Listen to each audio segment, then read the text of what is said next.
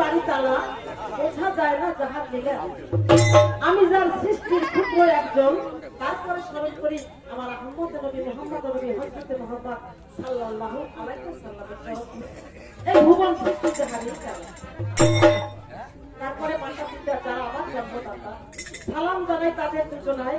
গান শুনতে করে আসা আছেন যত শ্রোতা বসা, সালাম দিলাম তাদের সঙ্গে। মুসলমান শ্রোতা আছেন যারা, আমার সালাম দিবেন তারা। আছেন যত হিন্দু ভাই বোনেরা, নেবেন আদাব নমস্কার। জাতি যদি থেকে থাকে, আমি আন্তরিক শুভেচ্ছা অভিনন্দন মোবারকবাদ জানালাম তাকে। আপনি নিবেন সেই দ্বাদশ মনোনয়ন মেম্বারের পক্ষ হতে ভালোবাসা। মম শিক্ষাগুরু রওশন আলী মস্তকি নিয়ে তাহার চরণ ধুলি দাঁড়াইলাম সভ্য সবার পরে। নাসিম আক্তার সাথী নামটি ধরি, বাগেরহাট জেলার মোরেলগঞ্জ থানায় আমার বাড়ি। গান বাউল বিশাল গান কবি গান গিয়ে দাঁড়াই বাংলার গান। নারী শব্দ অর্থ প্রচার। মুসলমানদের ইতিহাস খানা শুদ্ধ রূপে প্রচার করতে পারলে তাকে বলে জারি। আর হিন্দুদের ইতিহাস খানা শুদ্ধ রূপে যদি প্রচার প্রকাশ করা হয় তাকে বলে কবি অথবা কীর্ত। তবে জারি গানের ভাগ ধারা ধরে উদয় হয়েছে আজকে রক্ত সভা করে। জারি গান বলতে যাহা বোঝায় আসলে কিছু অধমের কিছুই জানা নাই।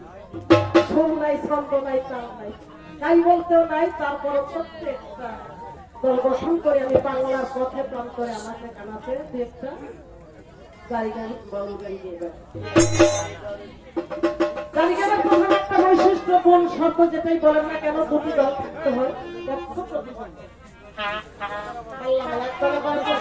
অপর দলে দিয়ে থাকে তার সমাধান, এভাবেই হয় একতলা বাউল জারি গান হবে। আজকে এখানে গত বছর এখানে এই মঞ্চে আমি গান করে গেছি।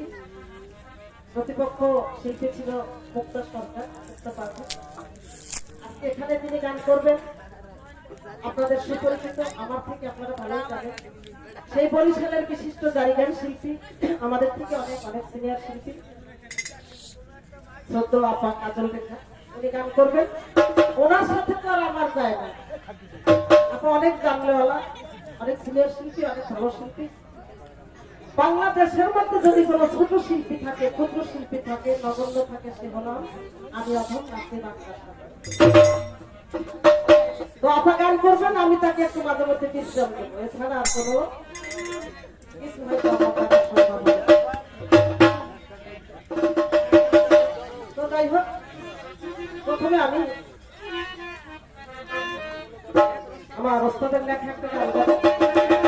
সরকার মহাশয়, মানে জারি কবি বলতে গেলে সরকার বিজয় সরকারের কথা আসে তো, ভাবুক কবি, পাগল কবি, তার দু একটা গান গাবো। তারপর আমি জারির দিকে যাবো এবং বাংলার ছন্দে যাবো। সবাই আপনারা দোয়া আশীর্বাদ করবেন।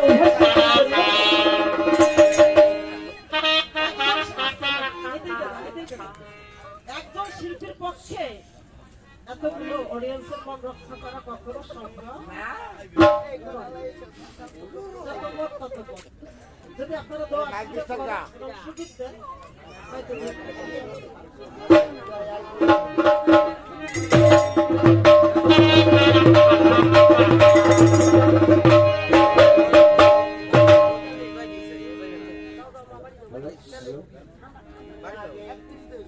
হ্যালো,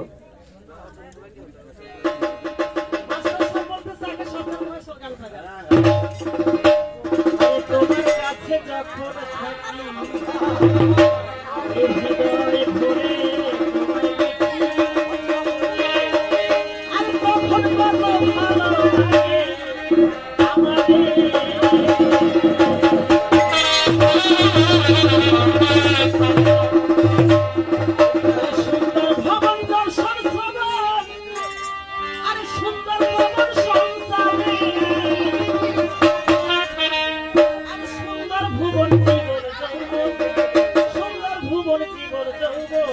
সুন্দরবন বসন্ত পাহাড়ে